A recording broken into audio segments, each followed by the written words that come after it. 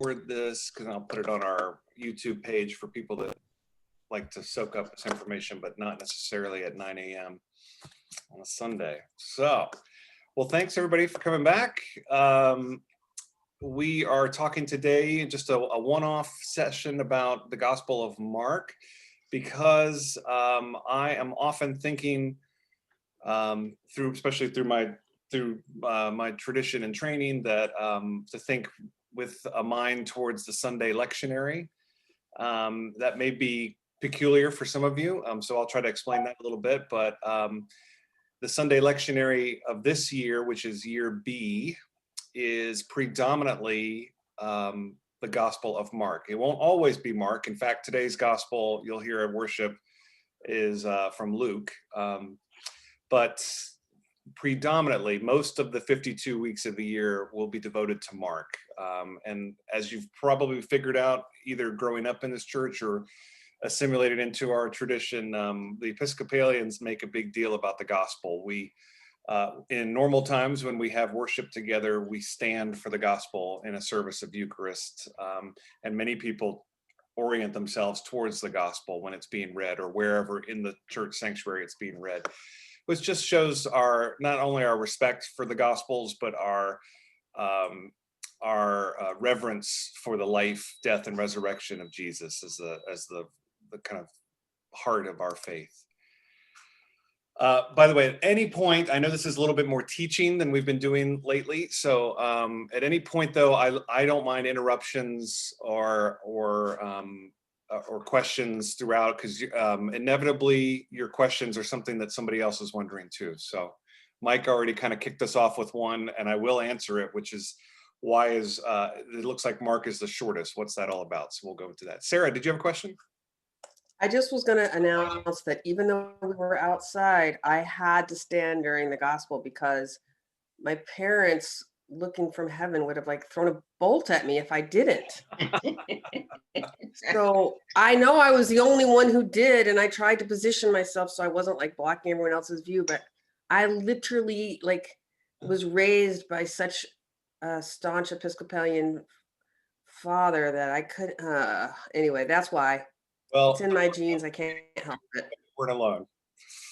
It's totally fine. What? Yeah, I was standing as well, so you weren't totally alone. Yeah. It's hard to get out of my camping chair because I'm getting old, but I did. It was totally fine. It was totally fine. So let's talk about this lectionary for a second. And actually, and really, I do just mean just briefly, because next 2 weeks we'll talk a little bit more about the lectionary and where it came from, and how artwork and poetry responds to it, critiques it, pushes back on it. But for now, just know Mark's place in our lectionary. Our lectionary is in a 3-year cycle that is shared by the Roman Catholic Church and the other Protestant denominations. If I'm missing a denomination that does our lectionary, I do apologize, but that basically means, and David and Leslie, I'm looking mostly to you all because you're freshest from a different tradition, that it mostly means that the preacher does not pick the readings each week. So you're not at the mercy of whatever I want to talk about, which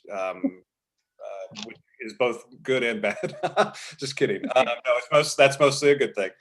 I instead, like all preachers in this tradition and some of the other traditions, are beholden to the readings that are assigned for the day, but we do have a lot of room to maneuver.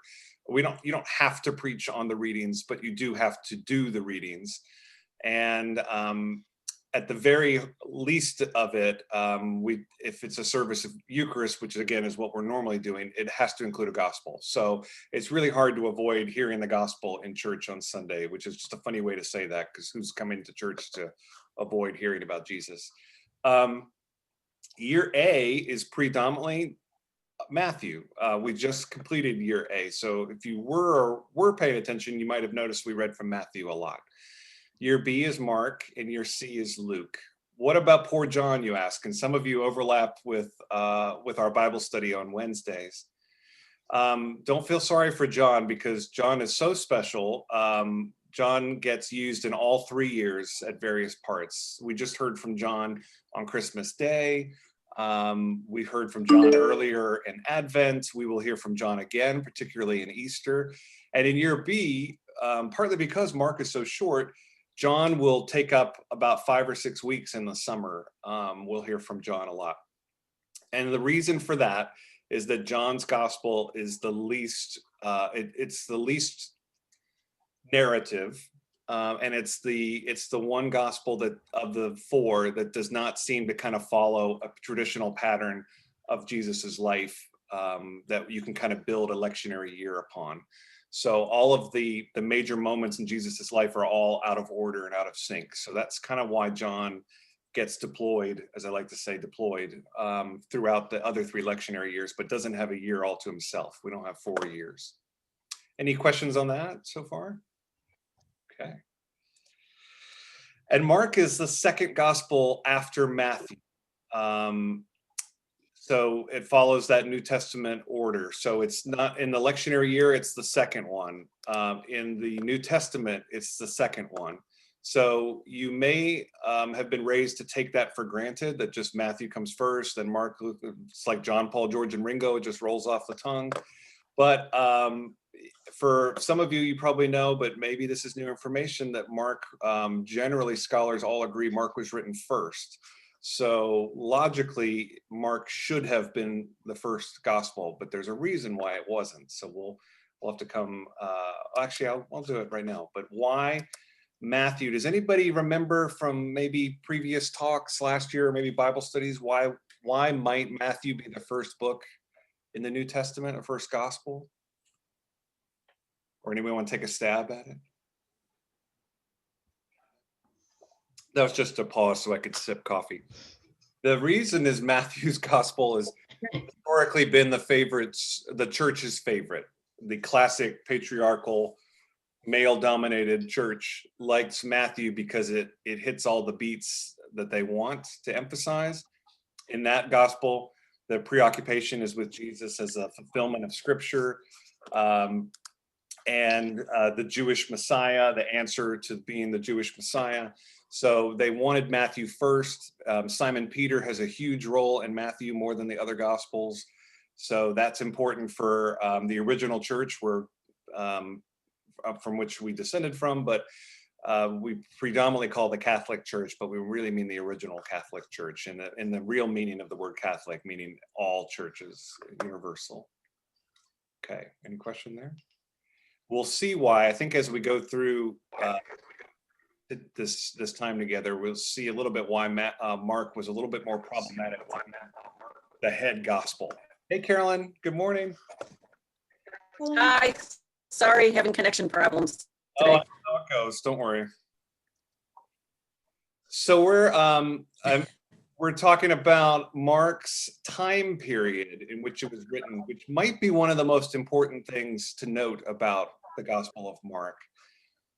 In 70, I'm going to go a little bit out of order, but by 70 CE, that common era, I often accidentally default and say AD, but we are trying to say CE, common era, more, and then BCE for before common era. But the same markings, 0 AD is 0 CE. So 70 years. This is about almost 4 decades after the death of Jesus.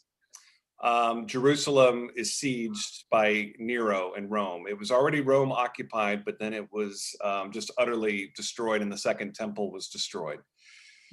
So that, as you can see a little bit from this picture on your screen, was, and I don't mean it to be glib at all, it was their 9/11, but worse, infinitely worse. These people in Jerusalem and surrounding areas would have thought this to be the end of the world.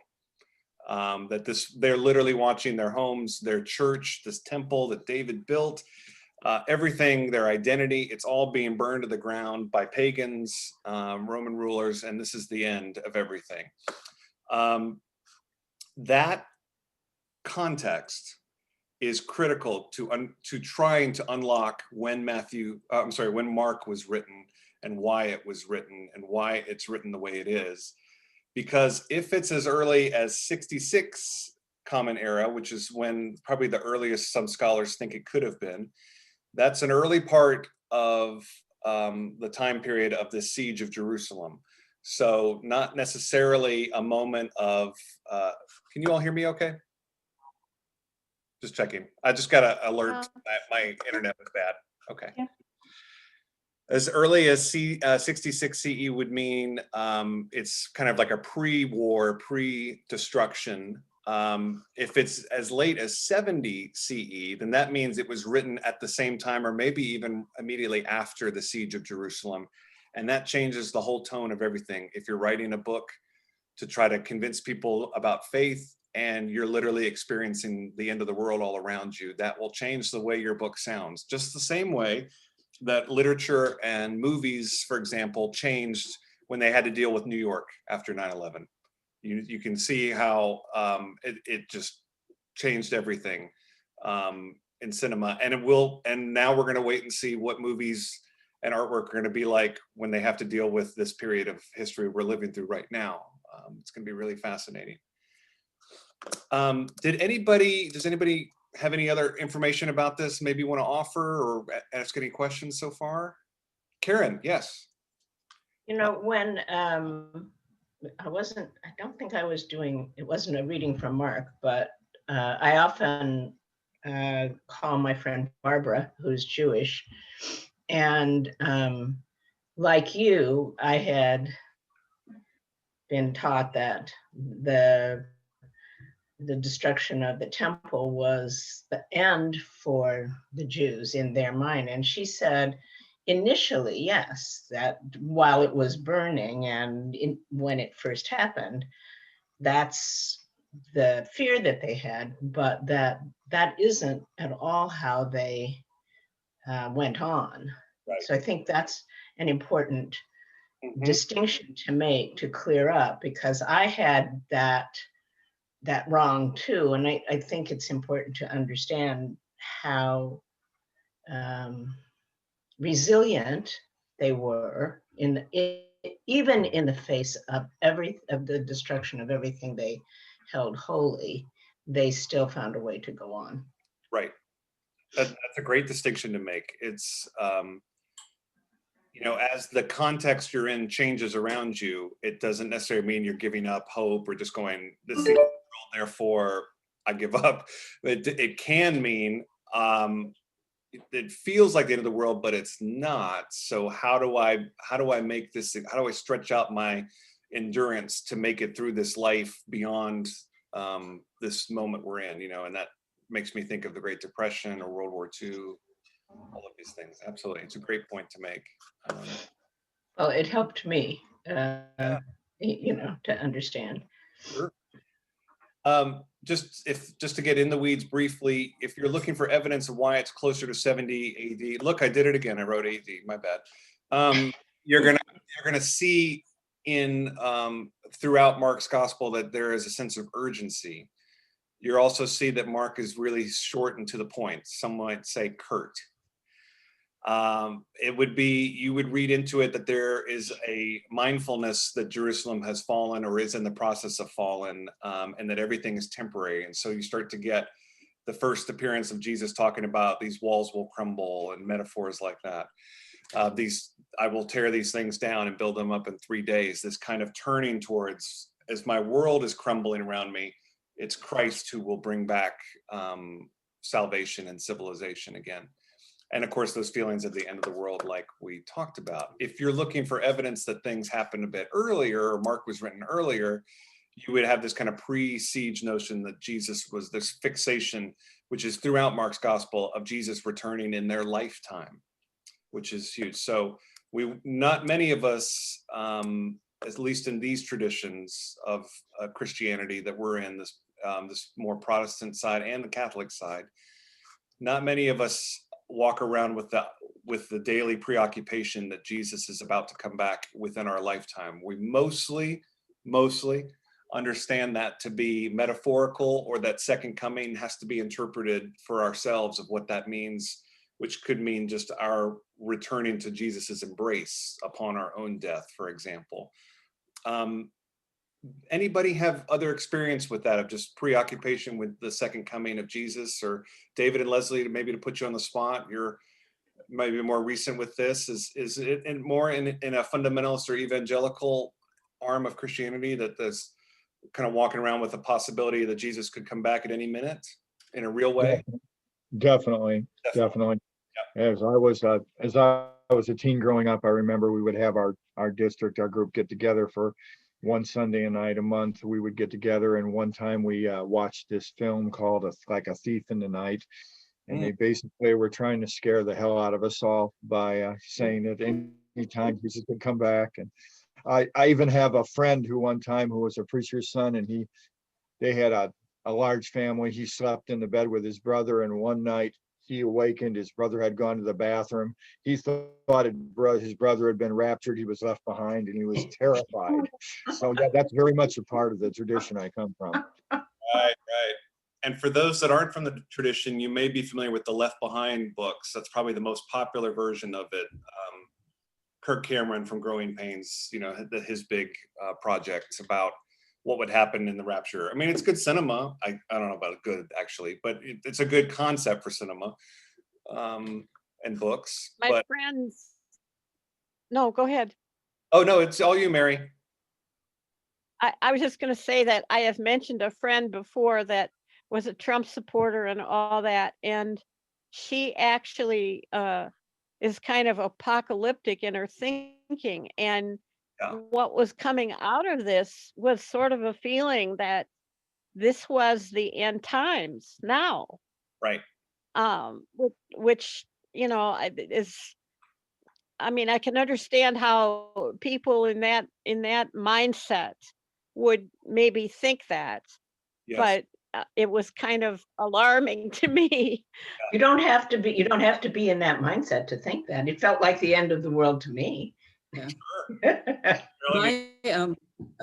My mother said something to me, so potentially Alzheimer's was already starting and we just didn't notice it, or I don't know, but that I never heard. I grew up in a super Episcopalian household, the kind where you don't even talk about Jesus. I didn't even know I was supposed to have a relationship with God until I was in college, in a super Anglo-Catholic Episcopal parish, and other things that went along with that. And maybe I was 30. My mother was in a Bible study at church, which I was already shocked about, because again, would never have noticed she was in or wasn't in when I was a teenager and a child. But in my 20s, when I grew into that and interest in that, because I don't even think I noticed that scripture was read in church. Clearly it was, but I just didn't even notice. And so my mother says she's in a Bible study, and I'm like, oh, that's interesting. The quiet woman. And really, you read the Bible? Okay. So she says to me one day, I can't even say, this is after the new prayer book. She says to me, I can't even say Christ is risen, Christ has died, Christ is risen, Christ will come again. I mean, I do. I say the first two, but I can't say Christ will come again. And I never even noticed it was there, and I was saying it. And then in the Bible study, I realized what it meant. And I said, oh no, I don't believe in that. I can't. And I'm like, who is this woman? I didn't even know she had like thoughts like that. So that was a really interesting thing to me. And here's what it did for me. It made me go look at that more as a Episcopalian that doesn't ever talk about that. And so when we get to the third piece of that, I scream out the will because I just want to understand it better, so that I know, why is it in there, and why do people not talk about it in the Episcopal Church? And I suppose I would be remiss if I didn't say we should always leave the door open that that these gospel writers had it exactly right, and Jesus could come back. I don't want to shut the door on that possibility, but I'd put it down at about 1% that it happens in the way that these But guys. How many people have you met? Maybe it's only one, maybe still none, but I think it's going to happen. I've met two people that it was immediately, I mean, the minute I met them, I didn't think, oh, Jesus has come back. but I thought this is what Jesus Christ on earth would look like and feel like to me. Right. Right. So maybe. And in a practical sense, I guess we could say that Jesus comes back for all of us in the space of a lifetime. Because we're all going to be, meeting again with Jesus, even from that practical level. So, Yeah, I think it's a semantic thing. What does coming back mean? Right. How does one define coming back? Is it a physical manifestation like Carolyn is talking about? Or is it some other way that you experience the return? Right. Well, and this is all good because that kind of discussion and pontificating, I guess, has been going on for 2,000 years. It really has, and some things just never change. And in the absence of an internet or technology, these folks wrote about it in letters, and whoever Mark was, which I guess is my segue, said it's time to make a book. The Markan community, so up there on the top of the screen, you should see the Marcan, kind of like we're talking about the Gospel of John on Wednesdays, we say that's Johannine, you'd say Lucan, you'd say Matthian. So we're talking about Markan, the people of a community, whoever they are, which we're often trying to be like Indiana Jones and try to figure out who these people were and exactly who they were.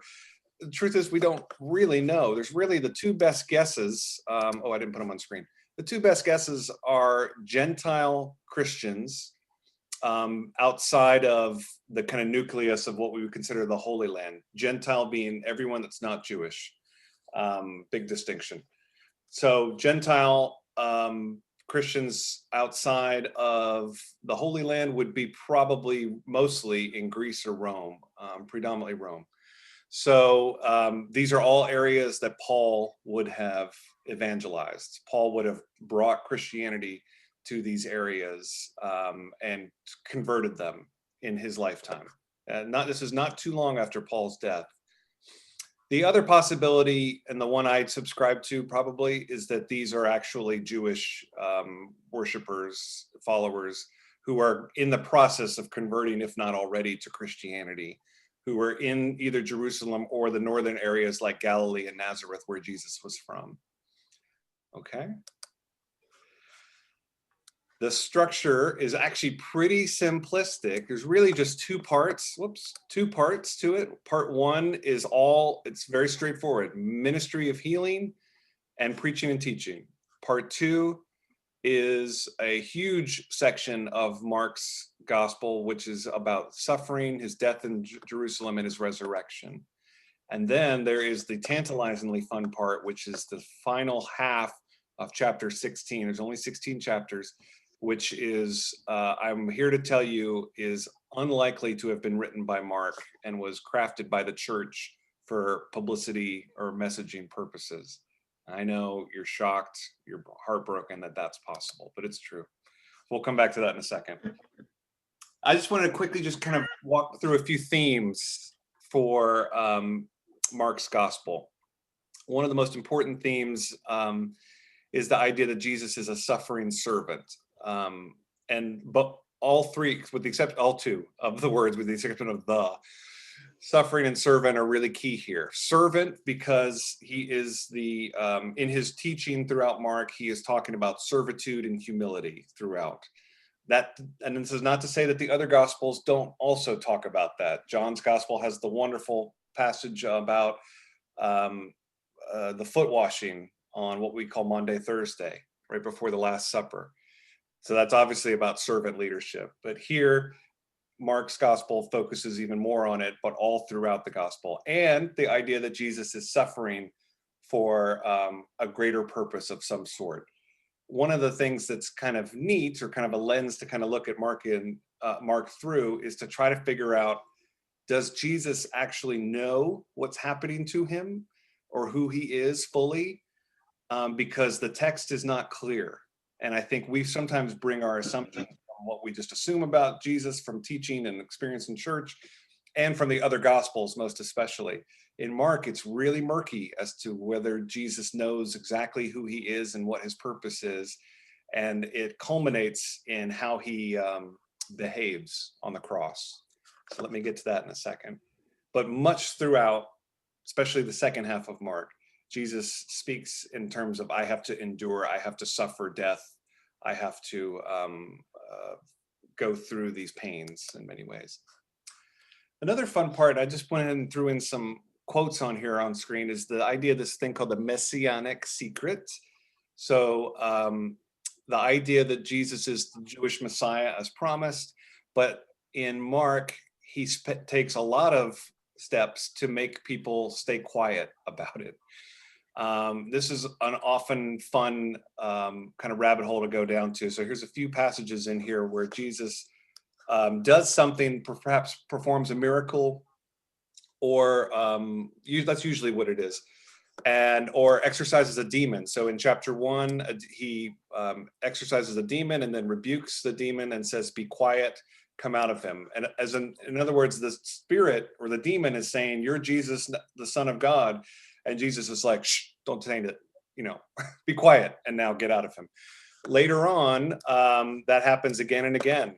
Shouting down in chapter 7, shouting in a loud voice, "What business do we have with each other, Jesus, Son of the Most High God? I implore you by God, do not torment me," with the demons. And then Jesus will again say after that, he rebuked the demon, or he sent the demon out, and then he told everyone to be quiet and do not say who he was. That happens in these other chapters too. So what's going on there? It's possible that Mark's gospel, or the writer of Mark, whoever Mark is trying to put into the text an explanation, trying to explain why more people aren't Christian at his time period. Probably more so in 66, if that's when it was written, even more so in 70 AD CE. The idea is that why don't more people know about Jesus? Why didn't these disciples get the message out further? Now, unbeknownst to Mark, it was spreading, and Mark's gospel would be part of that spread. It just wasn't happening in Mark's lifetime or Mark's timeline.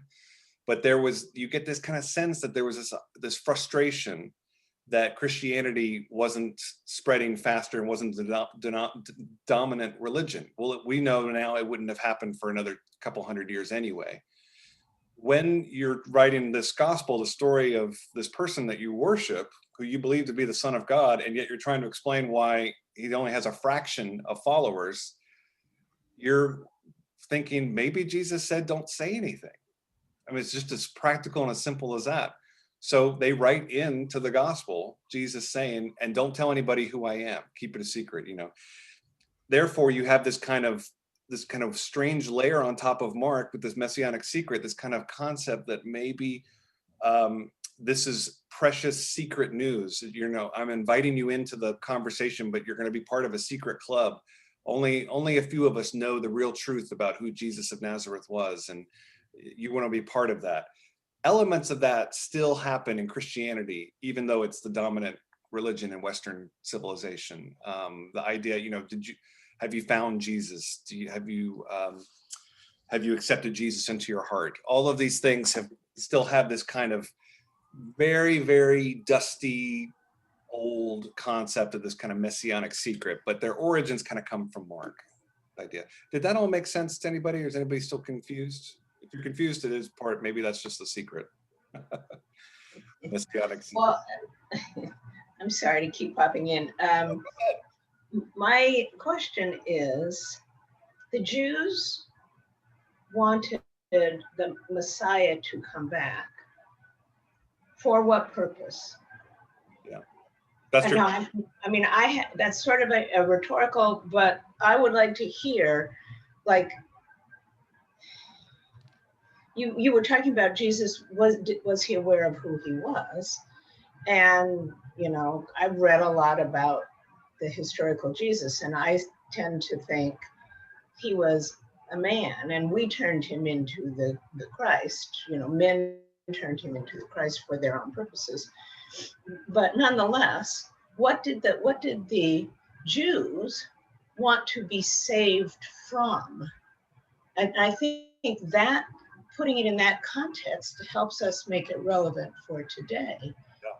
They didn't want to just a personal relationship with God. That they already had that. Right. They wanted to be saved from something, and I think that's the key question we have to keep coming back to. That's a great point. It's clearly there.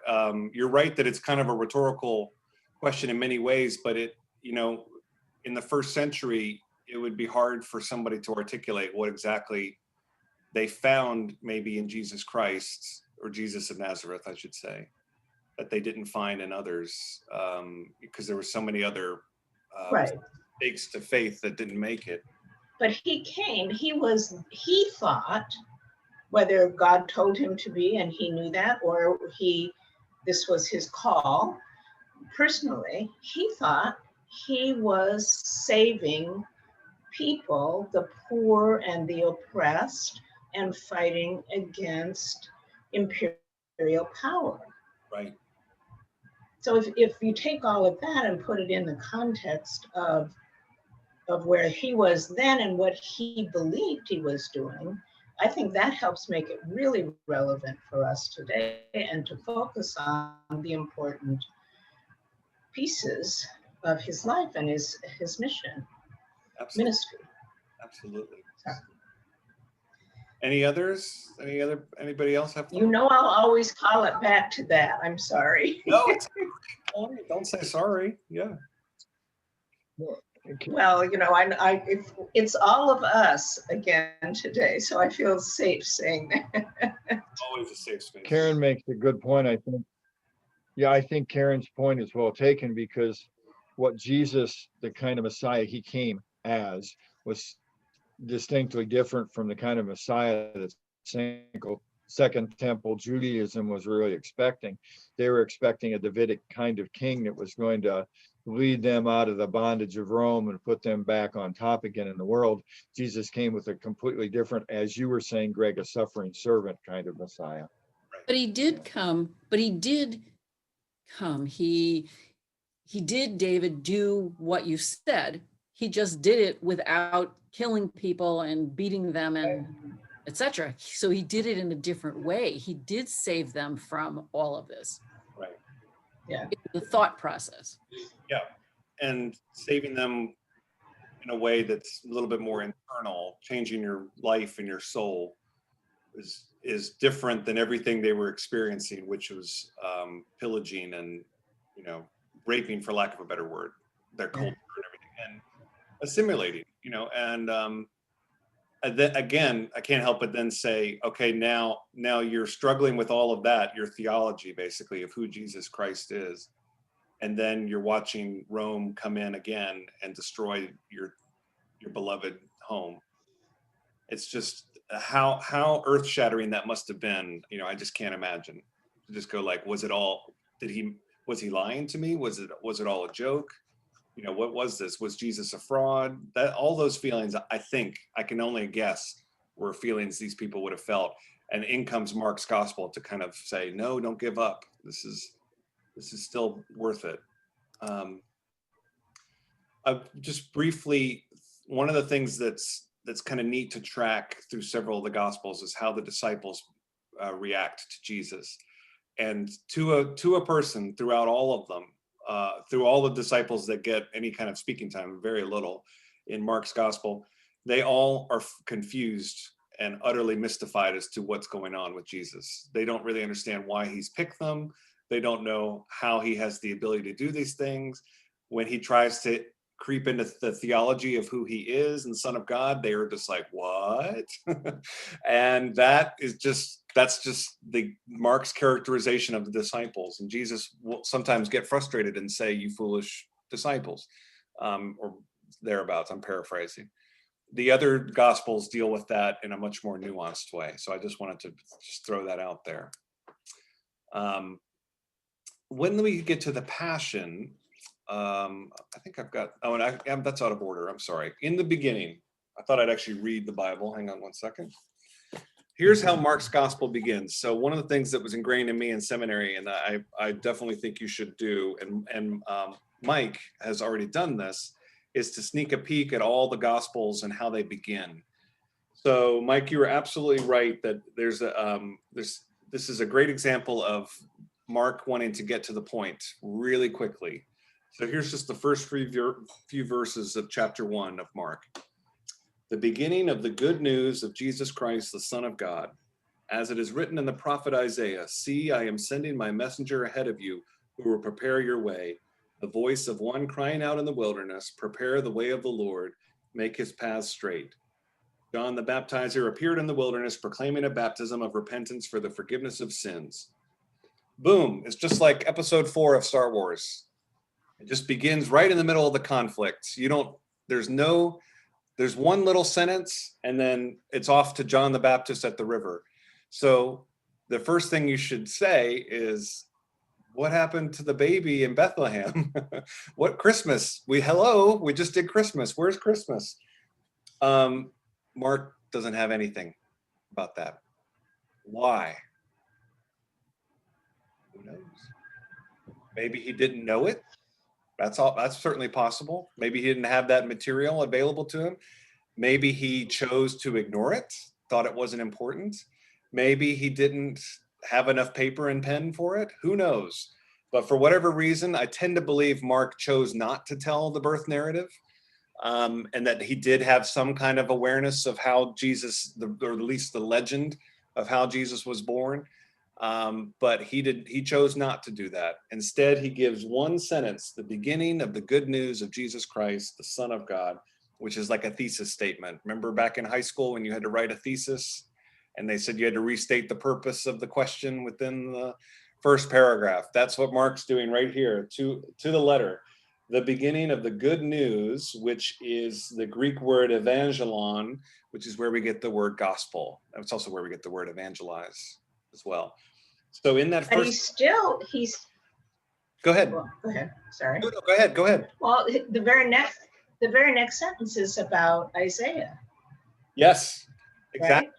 Right? Isaiah, who wrote about the suffering. So, Exactly. well, and who was all about oppression and speaking truth to power and all of that. Right. And I suspect that Mark and the people who heard him knew that story so damn well he didn't have to tell it real fast or real long.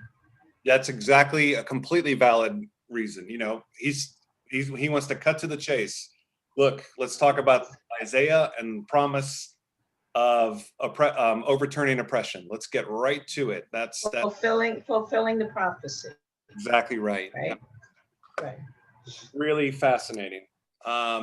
Okay, and then the Passion is marked by also, probably already started to figure out here, what it's marked by its brevity and what little Jesus says.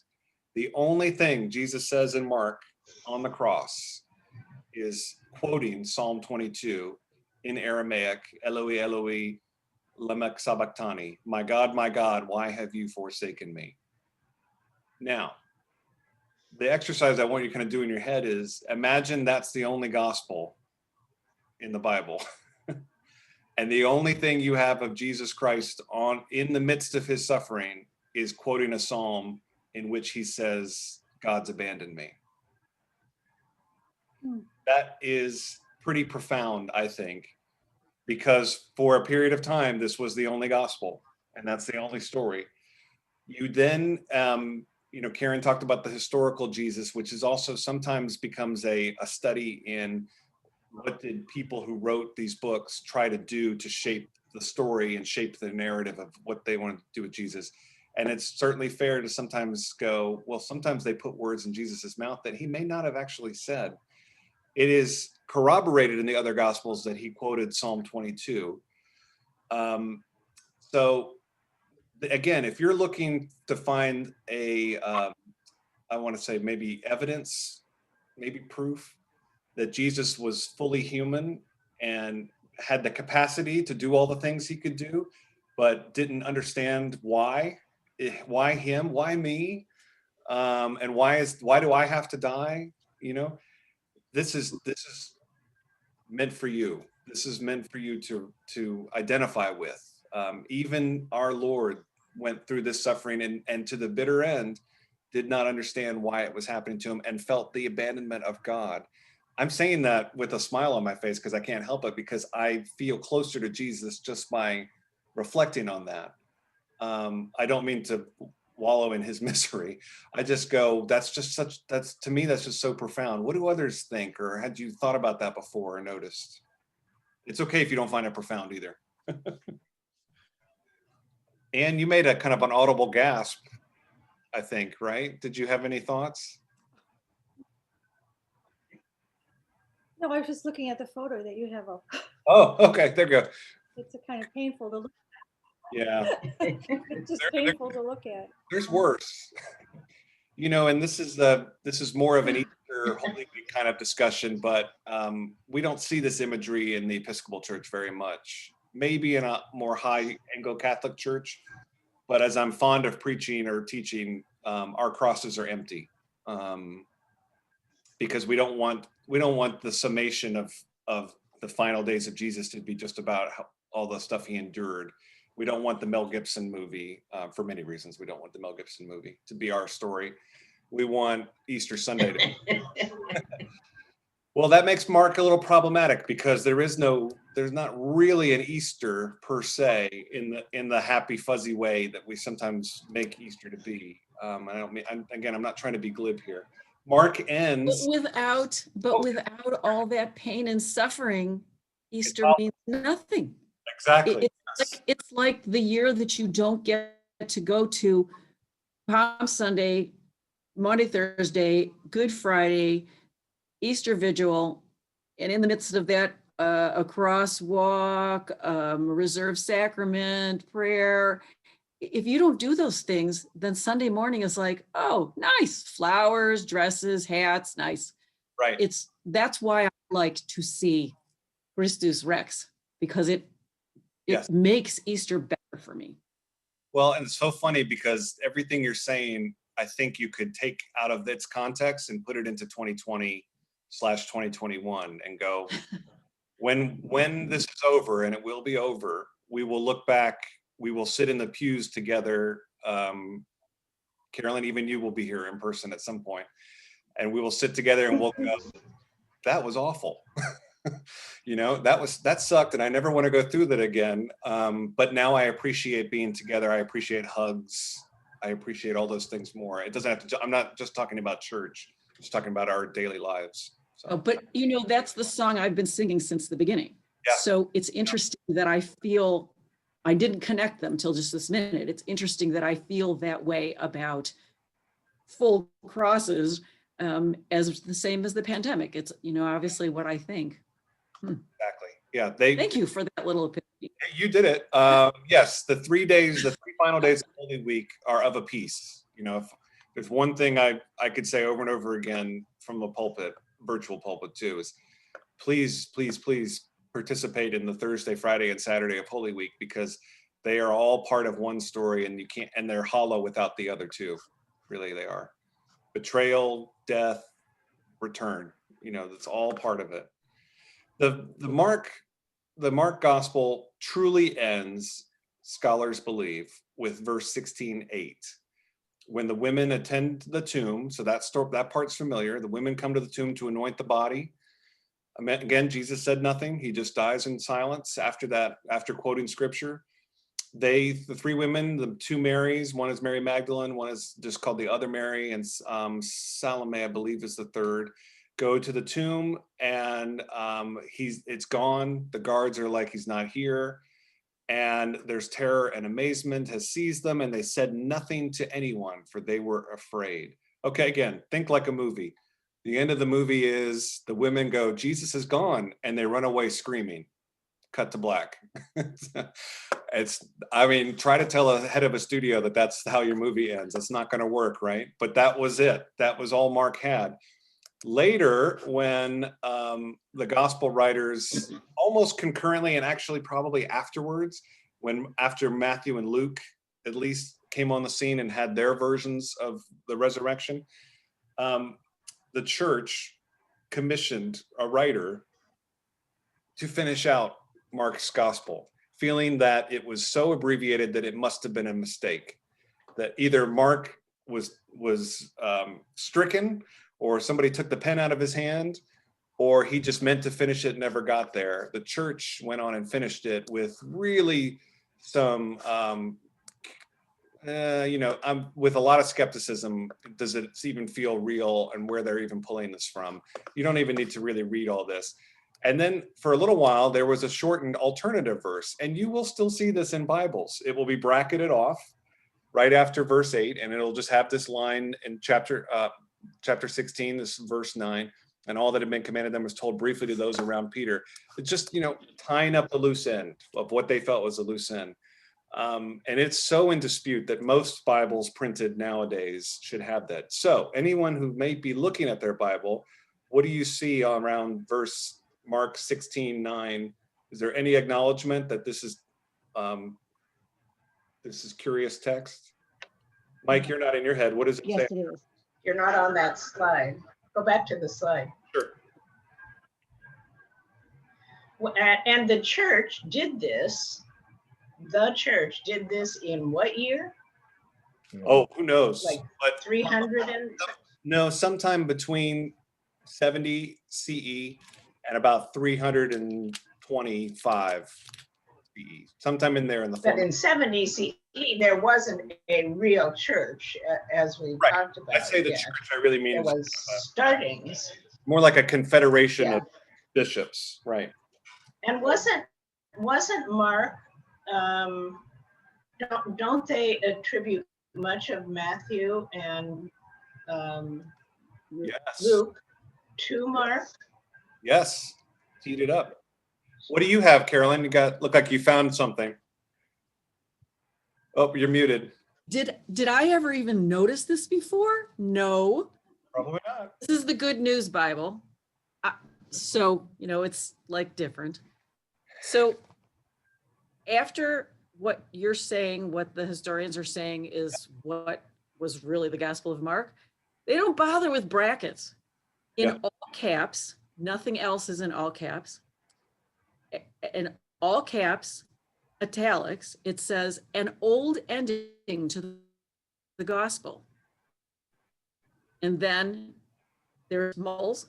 And then in order to show you that alternate, like you just said, and then it says another old ending. Right. Isn't that great? Yeah, and the Good News Bible, I never even saw this before. they're slightly more on the fundamentalist evangelical side of Good News Bible, and that they will tend to take it at face value that this is actually scripture. And what do you have? I have the study Bible for women. It's the Christian Standard Bible. And there's half the page is in italics, and it says hard question. Should Mark 16:9-20 be read as authoritative scripture or not? And then it goes on for like half a page explaining that. So that's very interesting. I can't wait to read this. It's so funny because you've got Carolyn's Bible says basically it assumes it was just an older, it's scripture, and says, what do you think? And then the version I have says, do not read this. Basically, this is not. I think again, it's semantic. It's old is a euphemism for questioned or questionable. It's the story of postmodern Christianity now. Is we're in a process of pushing back on and asking questions that we weren't allowed to ask for 1950 years. What Karen was saying, get to, and I should probably start to wrap this up, is the synoptic gospels, the idea that Mark, Matthew, and Luke have a special relationship. Well, scholars finally figured out what's so special about them about the 1960s and 70s. Actually, it started in the 1800s, but it really solidified in the 70s and 80s of the last century. That Mark was written first, we agree, the scholars agree, but that Luke and Matthew borrowed Mark. And this is always scary for people to hear sometimes. The idea is that Luke and Matthew, when they were writing, they had Mark at their disposal. And the reason we know that is because you can isolate individual passages throughout Matthew and Luke and look at Mark side by side and go, they literally lifted Mark here. And there's no way around this. They cut and pasted Mark into their story. Now, today we think of that as plagiarism. In antiquity, that was a sign of respect, to write in someone else's name or to add to the story. What we are gifted with in scripture is that when we revise or retell a story, we add on in the Bible, we don't replace. And I think that's the most positive way I can probably spin that for you, is that Matthew and Luke present alternative facts, alternative story, that sometimes they all align on the structure and the major beats of Jesus's life, but Matthew and Luke take pains to add in a birth narrative and more on the resurrection and more within and without. And that's probably all I can probably say for now. It's possible Matthew and Luke felt Mark also ended too abruptly, and that was not a proper way to begin or to end a gospel. We don't know. And so therefore the legacy of Mark, my screen's obscured, is the idea that I brushed over it really quickly in the talking about verse 1. When Mark writes the word good news, evangelon, which we translate as gospel, that he's really creating a brand new genre. That's Mark's baby, is the gospel. There's nothing else like it in literature to this day. It's a mixture of biography and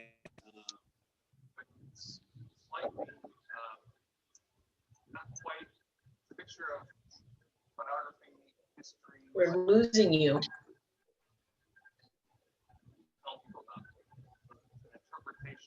Interpretation of real events. I hope that makes sense a little bit. It's sometimes hard to describe gospels. That's why it's a zone. We lost your audio there, Greg. Oh, Greg, all we heard you say is real events. sorry about that. Yeah, I was saying the gospel is both a mixture of, it takes some real events and then it's telling a story about faith for other people to bring them into the faith. So it can't be relied on as a historical document.